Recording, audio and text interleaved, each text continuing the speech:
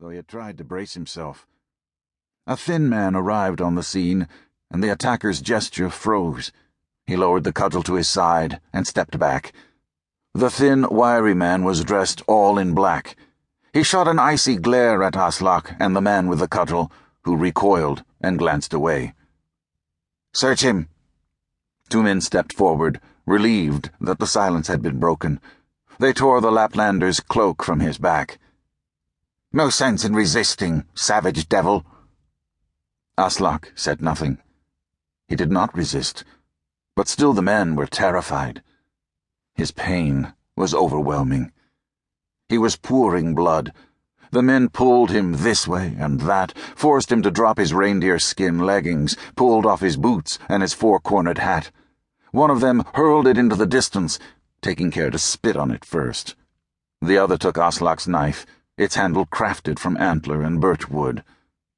"Where have you hidden it?" The wind rose, blowing across the tundra. It did him good to feel it. "Where, vile demon?"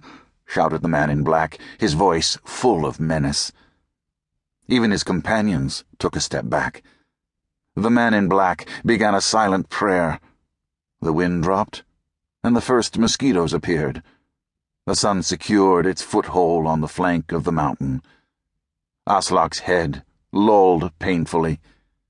He hardly felt the fresh blow of the cudgel as it half shattered his temple. The pain woke him, near unbearable pain, as if his head would burst. The sun was high now.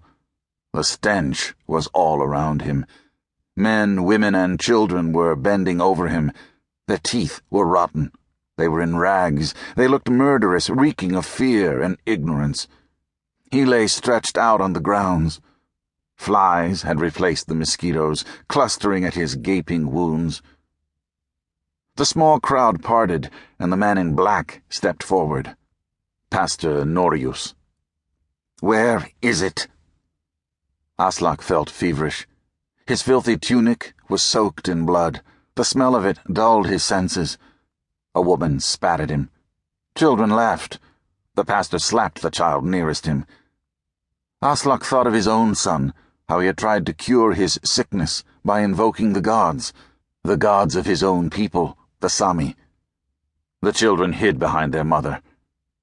"Where have you left it?" A man in a sky-blue shirt stepped forward and whispered in the pastor's ear. The pastor gave no reaction, then jerked his head. The man in blue held out his hand to Aslak. Two others caught him under the arms, heaving him to his feet. The Laplander gave a sharp cry, his face a mask of pain. The men dragged him to the low wooden house used for village business. "See these vile icons?"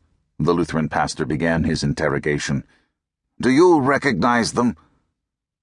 Aslak was barely able to breathe. The pain beat against his skull. The heat rose. His wounds itched appallingly, seething with flies. His torn cheek swarmed with life. Villagers piled into the room. The heat became suffocating. "The swine is riddled with maggots already," said one of the men, grimacing in disgust. His spittle stung Aslak's skin like a dagger point. "Enough!" shouted the pastor. "You will be judged, Sami devil." He thumped the thick pine log table, calling for silence. These country people sickened Norius. All he wanted was to get back to Uppsala as quickly as possible. "Silence, all of you! Show some respect to your god and king!" His dark gaze fell on the icons of the Sami gods and the image of Tor. "Lap, have these icons ever brought you the slightest good?" Aslak's eyes were half-closed. He pictured the lakes of his childhood, the mountains he had roamed so often, the dense tundra he loved to explore, the dwarf birch trees whose wood he had learned to carve. "Sami!" Aslak's eyes remained closed. He swayed slightly. "They brought healing," he whispered, his breath rattling. "Better than your god." A murmur ran around the room. "Silence!"